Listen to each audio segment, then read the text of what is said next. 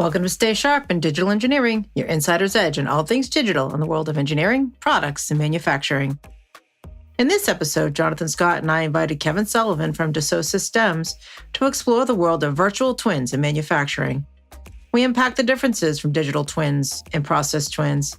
We also take a look at the process twins' value, human and robot twins, and sustainability's role in digital manufacturing.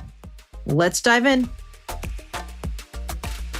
Welcome back, everybody, to Stay Sharp in Digital Engineering, the podcast where we talk about all things digital related to products, engineering, manufacturing, service, and beyond. So I'm one of your hosts and colleagues, Julianne Grant, and I'm joined today by my co-host, Jonathan Scott.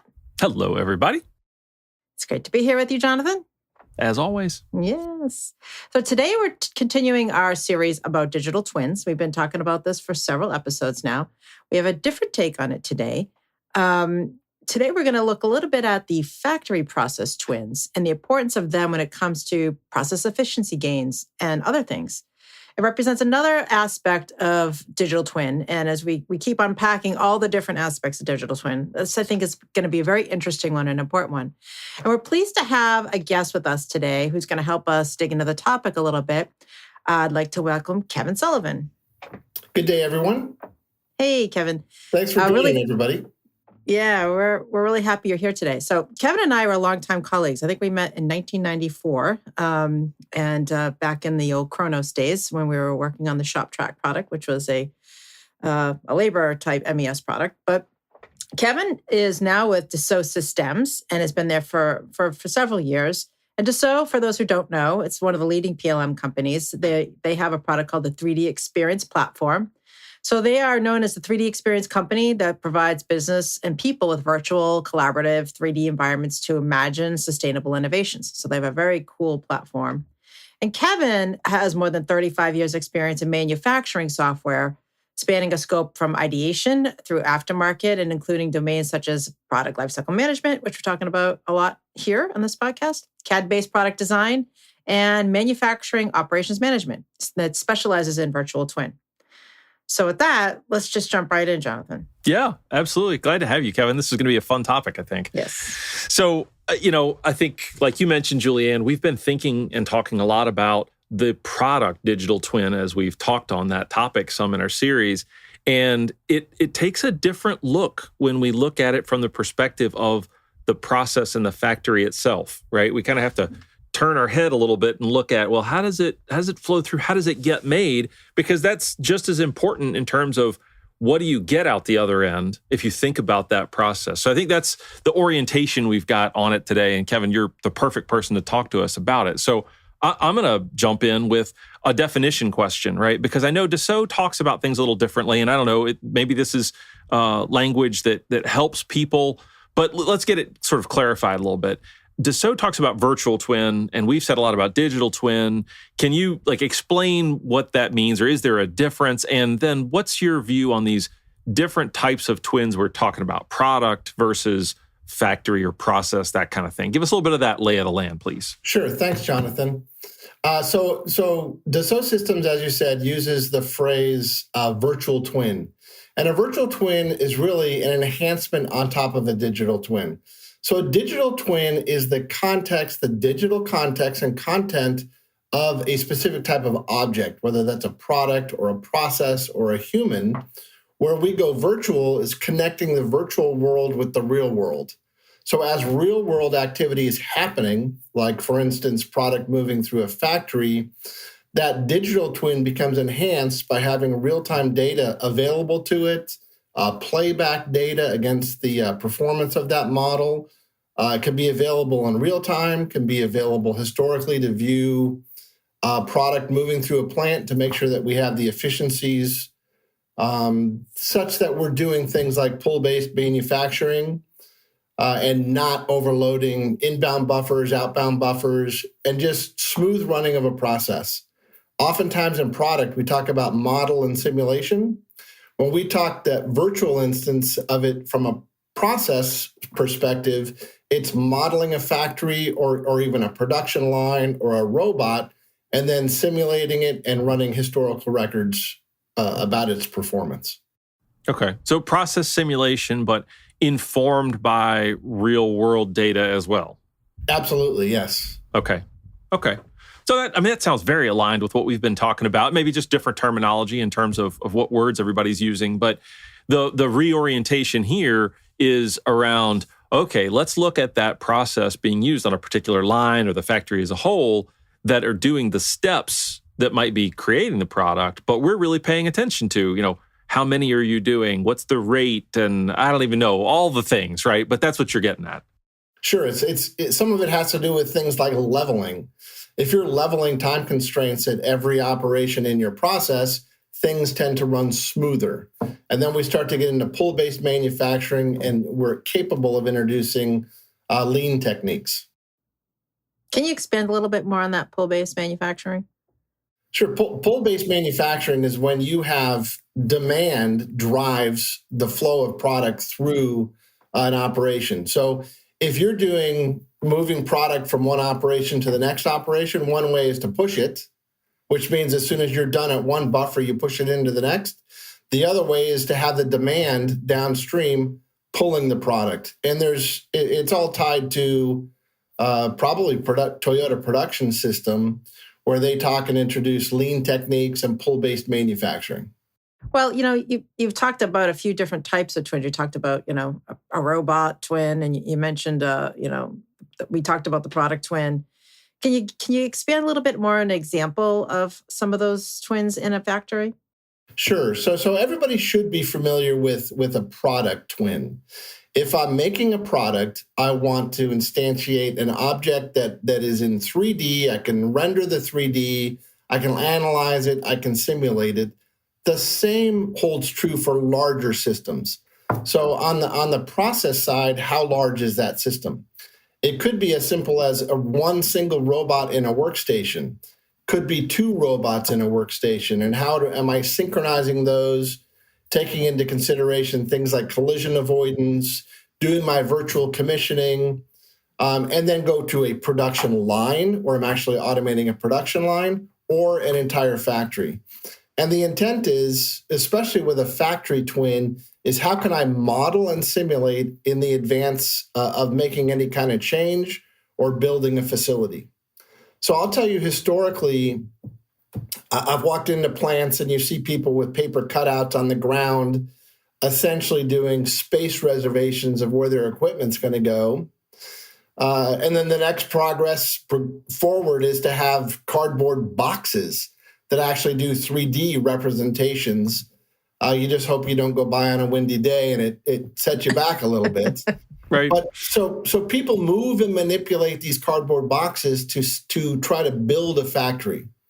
Well, in modern days, now you can do it digitally. So you can either do it digitally with space representations by dragging in a block that consumes space, all the way through doing a 3D virtual scan with photorealistic results that digitize an entire factory. And then you can break those objects down, cut sections out, replace the digital content with a supplier-provided drawings or CAD models. And it really gives you the ability to model and simulate everything, including the size of the objects, the performance of the objects, and how they work together.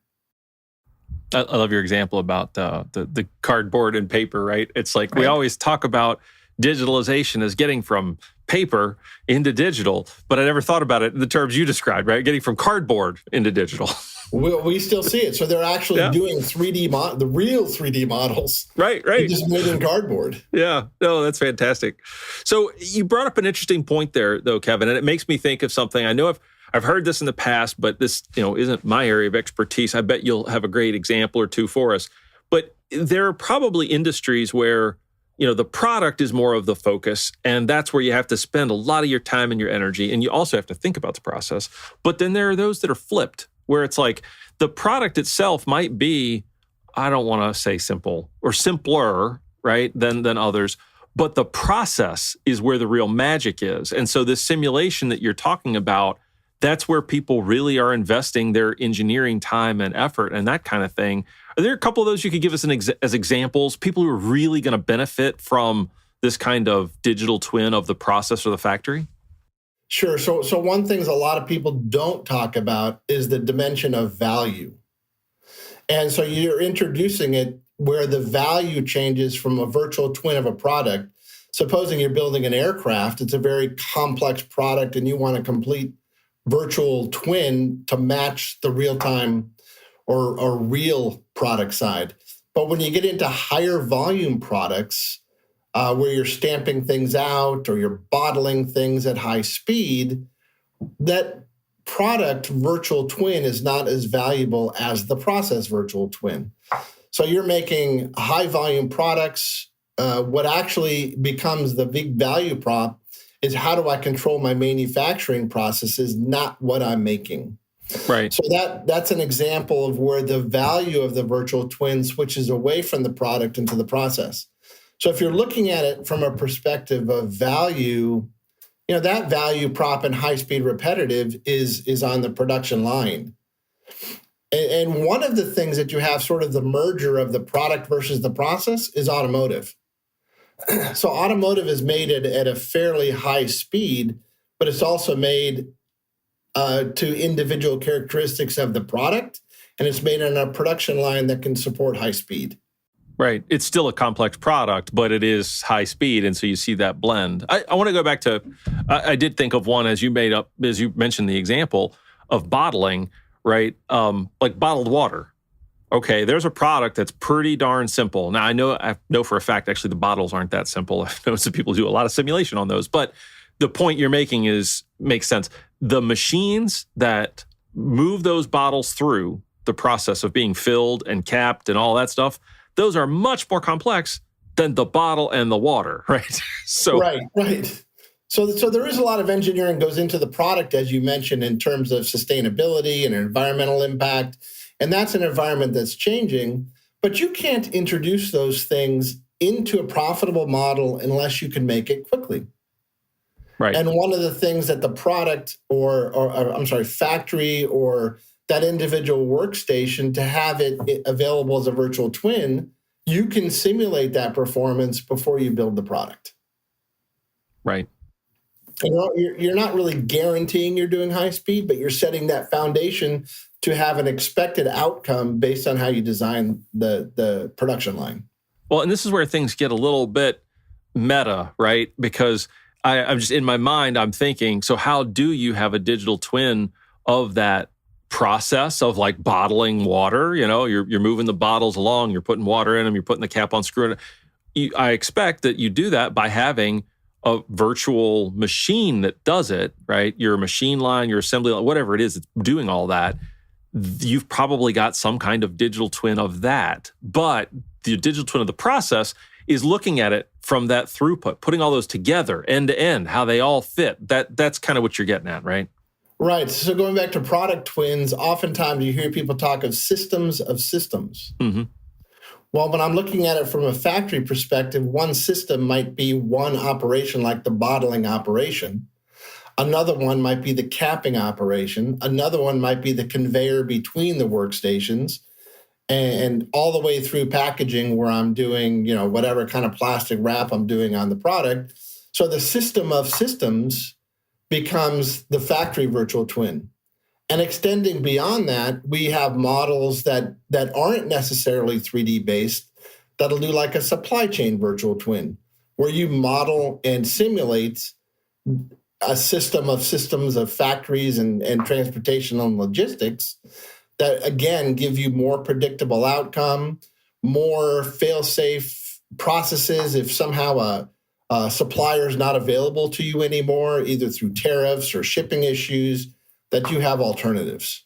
Right. It makes sense, right? It makes me think of the old Lucille Ball, I Love Lucy chocolates production line, right? Where it's like things are going too fast and they're stuffing them in the right. That kind of simulation of the process is what you need, because you could end up with a problem on the input side. Oh, I can't get materials in. Now what happens? Or I get too many materials out of the backside. I can't ship them. So now what do I do? But those are all things you have to pay attention to. Yes, exactly. And the Lucille Ball comment is an example of push-based manufacturing. You're pushing more than the capacity of the person that can receive it. Right. Or the person or the robot or whatever it happens to be. Yeah, whatever it is. Well, it's really interesting when you look at the big picture, what you're talking about here. That's the majority of a cost for a manufacturing company, right? So is the line and the cost of the line, and how do you quantify that, and how do you streamline that execution of how that product gets made? I think that's where a lot of the value comes out of something like this. I mean, you can really get down to how can you best save costs by optimizing that process, shortening things here, making sure that there's buffer here. Just seems to make a whole lot of sense that more companies, seems like a lot of companies should be looking at this kind of a thing. Because I've always been thinking about the digital twin as on the product side, not on the process side. And then there's other spin-off virtual twins as well. If you've got a lot of humans doing repetitive activity, probably you're going to want to do a human twin, which would lead into ergonomics, which helps you do, injury avoidance. And some of those things are required by law, or you at least want to take a protective stance in your studies about how you're treating your employees. The same holds true for robots, although you remove the injury dimension, but you want them behaving and moving in certain ways that protects your human workers that are interacting with them and that are moving effectively. Sometimes you're going to look at a production line and say, if I had 2 robots, it would help. And other times you say, no, if I got kept at 1 robot and had a inbound and outbound buffer management system, I'm better off. So really, it's about the ability to model and simulate, and you're doing it at a granular level with a factory or a workstation, or you're doing it on a more global level where you're looking at a production line or a factory or a collection of factories and a supply chain.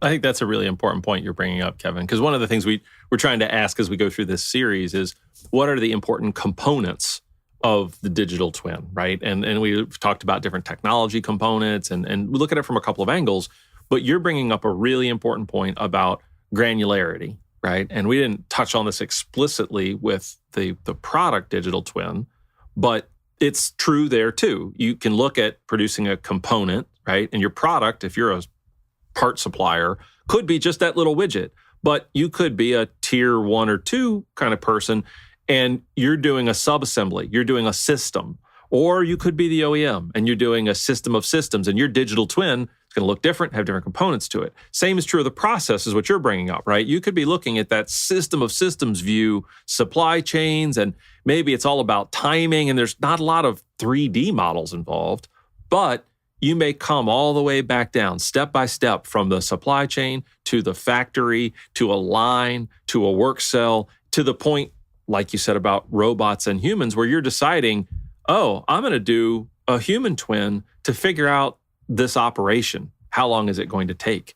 But you've got to think about where you want to be in that, 50,000 foot view, or down to the nitty gritty details.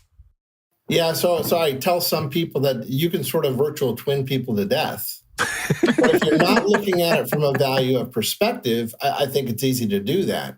You have to look at what value, because you're going to incur cost. You're going to include some efforts by a team of people in order to deliver this. But so if you're spending too much money, you're causing too much confusion in your organization, that balance against value is not there. So you really got to find the value, identify the value, and then use it appropriately. We've had customers, just as one example, I'm familiar with an engine manufacturer that was having an emissions issue. And they know that within the next year or 2, whoever's telling them about the emissions issue is going to have them redesign a portion of their plant to accommodate changes. So on day 1, they want to be ahead of the game in order to accommodate that change. So they're starting off with what we refer to it as VTAS, which is a virtual twin as a service. And they're digitizing their production line so they can now blank out areas in an existing line and replace it with new configurations. And they do it virtually in advance of that compliance change. Okay. Virtual line commissioning kind of thing. Yep. Okay. So then it just makes me wonder, how do we get there? How does a company start creating these kinds of virtual twins? I think the first thing people have to do is have a good plan. We see a lot of in my experience, I see a lot of people focusing only on features and functions and capabilities of the software. And they're not considering things like, how do I manage change management? How do I position for user acceptance and adoption? And to me, those two pillars, it's a really three-pillar game. There's those two, plus the feature function capabilities. So you need to understand, what's my objective, how do I achieve it, and then what's required in order to do that, and walk through the process. I'd always recommend starting with something that's, that gives you a high degree of success. I know that you could do a virtual scan of a factory and run it on the cloud. You have a cloud instance that doesn't require a company to set up hardware and software. You're just using it as a service, and you can digitize an entire factory at a relatively low cost. If you want to get more granular within there, maybe now you're incurring more cost or effort. So understand the value in doing it, and if the value's there, do it. If the value's not there, so example, you're in a job shop that's got work centers with a lot of people interacting with a product, probably a virtual twin of your factory doesn't make sense. But the more you move towards automotive and automation, the more a factory virtual twin makes sense. So yeah, that's interesting the way you described that, Kevin, and it makes sense to me now that you say it. I was thinking, start small means focus on just a work center, but it doesn't mean that. It means start small on the thing that looks like it's got the most value for you, right? That's also achievable. Some balance of like, well, most value might be modeling our entire supply chain, but that's more than we can handle. Okay, maybe the next biggest value is line balancing. And so you say, that's the one. Let's go after that one. Just make sure it's something you can achieve and go after, get the benefit, and then maybe you can grow it out from there. That's what I'm hearing. Am I catching you right? Yeah, you can grow it out. You can get to greater levels of fidelity on the information. But you want to always, in my perspective, always start with something that's going to give you success. Yeah. And success is typically measured by the guy who paid for it. So if it's coming from a CFO or a controller, finance person that's actually writing a check, they're going to want to see, what's my return on my investment. So focus on that return on investment, but you need to know that up front. Years and years ago, I was involved in sales, and everybody would come to me afterwards and go, well, okay, now that this is done, what should I expect? I'm like, honestly, you should know that before you buy anything. What's my roadmap to success? How do I get there? And not having people ask you, oh, well, what do I do now? Right. Yeah. What was this for? That's cool. As a company, we do consulting in this space, so we make recommendations. And I would just, again, always focus that recommendation on value to the end user. Or end user community. Well, that's interesting. Yeah. That makes me think of something you mentioned earlier in your story. You were talking about a customer who knew something was coming, a requirement was coming, and they looked at virtually how they were going to accommodate it. But the example happened to be about emissions. It makes me think about another place where the process twin has a lot of value that sometimes gets pushed back to product developers, right? And that's around the whole sustainability topic. It's coming up a lot these days. People want to know about carbon footprint, water footprint, energy, all these things. But so much of that is baked in the manufacturing process. Right? That's what I was thinking too. How does that fit from your perspective? Well, so we have capabilities where you can look up like alternate materials. Well, if I'm going to alternate materials, more sustainable materials, for example, or materials that are more recyclable, by example, it may change my supply chain. Mm-hmm. If I'm using those different materials, it may change my manufacturing processes. Right. So I want to understand, what's the impact to my process, what's the impact to my buyers and seller community, and really think these things through. And there's a lot of smart people in manufacturing that do that. I just think that more we go down the food chain to individual buyers buying small things, you tend to move away from a strategic direction. And strategic direction, when I talk going from ideation to aftermarket, we could do and manage ideation through requirements, through computer-aided drafting or design, through simulation, through manufacturing execution, to aftermarket for sustainability of a fleet of vehicles or aircraft, for example. You don't have to bite that or eat that elephant all in one bite. You step by step get there and get there around value, knowing the larger scope of a footprint. Yeah, knowing where you want to go, as the point you were making earlier. Exactly. Okay, well, this has been great. I mean, I don't know, Julianne, if you have more questions, but I'm thinking now's probably a good time to start wrapping up. Okay, yeah, sounds great. Here's what I took away from the conversation, Kevin, and I'm excited to get your take that I missed something that you think was important that we talked about. So certainly the process twin is different from the product twin. They're complementary, right? And they may interact. But the place where you can see a lot of value, you have to think about what value you want to get, but is understanding how are you going to make your product? How long is it going to take? Where are the steps that are going to add time or cost or other things like carbon or water or whatever it might be? But you can't always sort of suss that out when you're doing product development. You need to think about the process itself.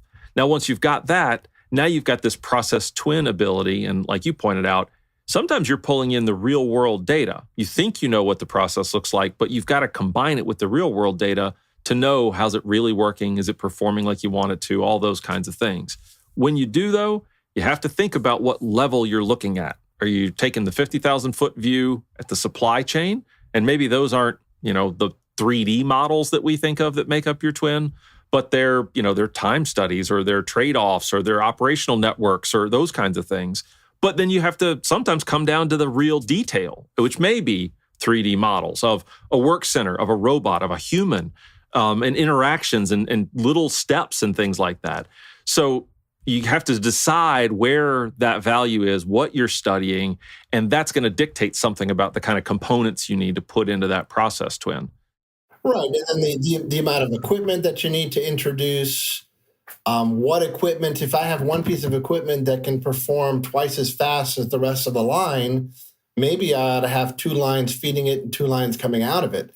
So it's just that ability to have a plan, execute against that plan, have leveling of all my assets that are contributing to the product that I'm making, and have a predictable outcome. Okay. And I think the last thing I took away from the question and the conversations was that to get there, right, you have to sort of start with the end in mind to know, well, what kind of twin are you trying to make? At what level? And what elements do you need, right? Do you need 3D models? Do you need scans of the factory? What is it you need? And think about step by step, how do you get there adding value so that the person who's going to fund this says, yeah, that was successful. You answered the kinds of questions I wanted to know. You were able to give me the kind of data or output that I needed. And with that, you can work your way through. Revenue I was expecting. Yeah, right. All of that's important. Right. Absolutely. So anyway, that's what I heard. What, Julianne, Kevin, what did I miss? I think you got a lot of it, Jonathan. I mean, the other thing that's been rolling around in my mind, and I'm not trying to open up a whole new topic, but it just seems that, there's kind of 2 sides to this coin. There's, optimizing existing lines. And then there's, when you're trying to plan, there's a lot of people out there trying to plan new factories. We got some new onshoring going on. People are trying to figure out how they're going to make product onshore here, as opposed to they're used to having it manufactured outside of the US. So, the opportunity seems really large. I mean, it's almost like if you have cost issues on your current manufacturing line, you should absolutely take a look at how you can implement a process twin to suss out some of those issues, right? And we're seeing lots of greenfield operations where people are building factories. And a big driver for those is the predictability of a more local supply chain.